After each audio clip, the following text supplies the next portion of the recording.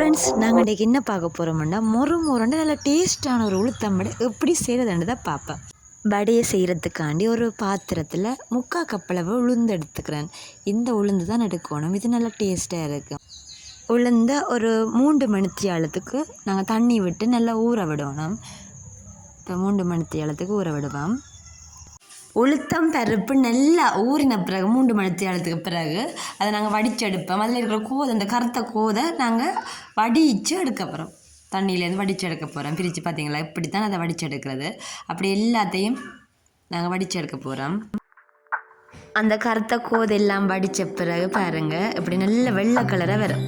சரியா, நல்ல கோதோடு இருந்தால் கருப்பாக இருக்கும், நல்ல வெள்ளையாக இருக்குது. பார்த்தீங்களா எப்படி இருக்கும்.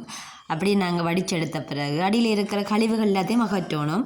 அதுக்கு பிறகு நான் மிக்ஸி கப்பை எடுத்து அதில் இந்த உளுத்தம் பருப்பை நான் அப்படியே போடக்கூடாது, கையால் கொஞ்சம் கொஞ்சமாக போடணும். ஏன்னா அதில் அடியில் ஏதாவது கழிவுகள் மண் ஏதாவது இருக்கும், அதுக்காண்டி கொஞ்சம் கொஞ்சமாக போடுவேன்.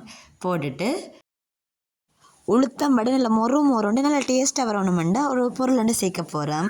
அதுதான் தேங்காய் பூ. அதுவும் நல்ல ஃப்ரெஷ்ஷான பூவாக, உடனே திருவின பூவாக தான் நாங்கள் சேர்க்கணும். பிரிச்சுக்க வச்செல்லாம் போடக்கூடாது. அதை சேர்க்குறோம். ஒரு கப் அளவு இல்லை ஒரு கைப்பிடி அளவு நாங்கள் அதை போடலாம். இப்போ அடுத்ததாக தேவையான அளவு உப்பையும் இதுக்குள்ளே நான் சேர்த்துக்கொள்ள போகிறேன். எல்லாம் சேர்த்த பிறகு இப்போ கப்பை மிக்சியில் வச்சு போட்டு அடிக்க போகிறோம். பாருங்கள், நல்ல பேஸ்ட்டாக அரைக்கணும். இந்தளவு பேஸ்ட்டாக அரைச்சா சரி.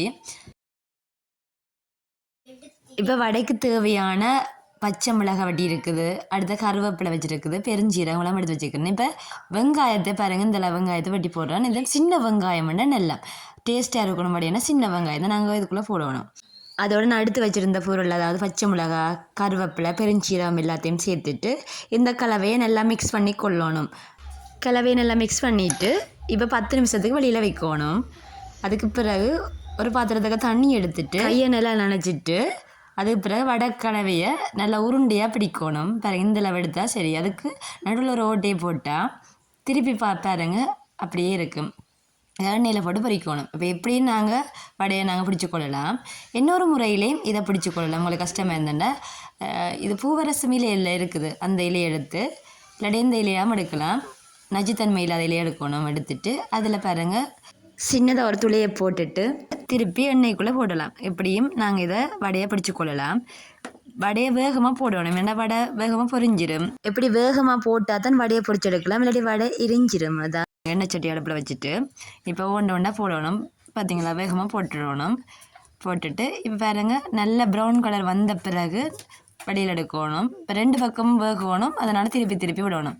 2 பக்கம் நல்லா வெந்த பிறகு தான் வடையை வெளியில் எடுப்பேன்.